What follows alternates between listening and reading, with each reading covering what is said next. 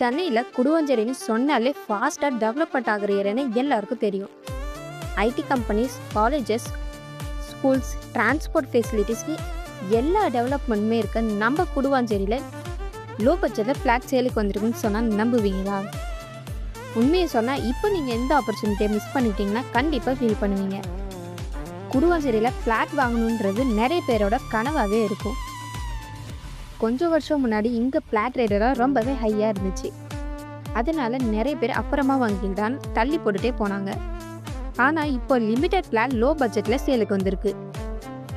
So நீங்கள் ஃப்யூச்சருக்கு investment பண்ணுறதுக்காக property பார்க்குறீங்க அப்படின்னா இந்த வீடியோவை ஸ்கிப் பண்ணாமல் ஃபுல்லாக பாருங்கள்.